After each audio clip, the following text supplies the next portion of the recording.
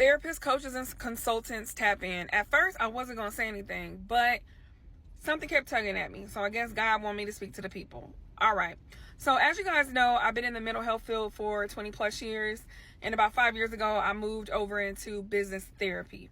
So now I help entrepreneurs, CEOs, and leaders pinpoint the mindset blocks to stopping them from launching and growing. In short, I help you build confidence so you can do the thing that you really want to do, right? But my foundation is mental health. And so yesterday I was with a client and she went and got an assessment. And the assessment that she got, she met with a formal therapist. And the reason why I say formal is because I no longer practice formal therapy. I still use a therapeutic approach, but I don't do formal therapy. That's for a whole nother TikTok. So part one was her meeting with the therapist, and part two was her meeting with a psychiatrist, right? And what I noticed is that both professional, licensed individuals, they were leading in their questions. What do I mean by that? What I mean is, one of them were like, okay, so you live with your mom? They were like, yeah. And I was like, well, where was your dad? Was he in and out? How can you just assume that someone's dad was in and out just because the child lives with their mom, right? So that was like red flag number one.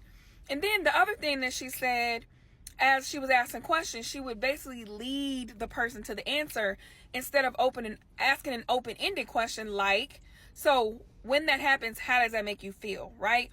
And I sat there. I didn't say anything because I stayed in my lane. But it really, really triggered me when she met with a psychiatrist and the psychiatrist was doing the same freaking thing. And I'm like, wait a minute, what is going on? Are you guys burned out where you don't have time and so you're just rushing to get the client through the process? Or is it really a lack of knowledge that you are leading the client? So with this one, they were asking some questions about suicidal ideation, and she literally was like, yeah, so when that happens, do you feel like this, da da da da? And I'm sitting there like, are you serious? We can't do that, guys. And the reason why I'm bringing the coaches in this too, because when you're working with the client and when you are assessing to see where that client is, just be quiet and ask questions and let them answer. Because if you're going to be leading them to the answer, then you're literally getting data that is skewed.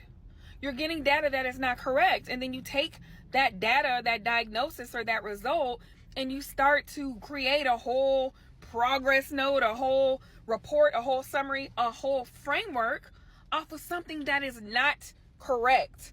Now, again, I was not going to say anything, right? But I'm literally about to go see the Beyonce movie, right? And as I'm driving, something's just tugging at me.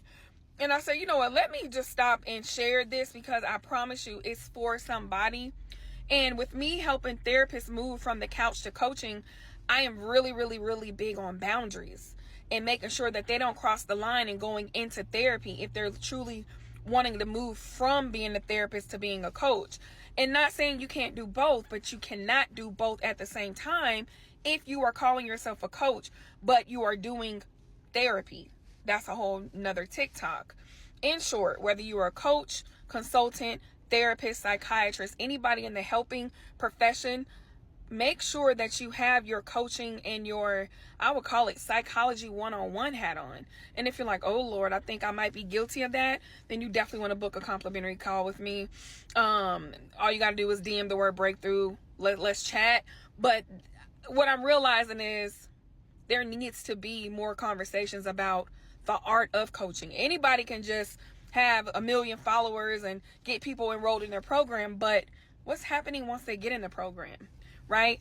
Are you maintaining safe space and integrity in the things that you are teaching them and also the space that you're providing them? All right, I'm gonna let you guys go. I'm about to no, I'm about to go see Beyonce. But yeah, man, that was on my heart. So I hope this was helpful. See y'all soon. Bye.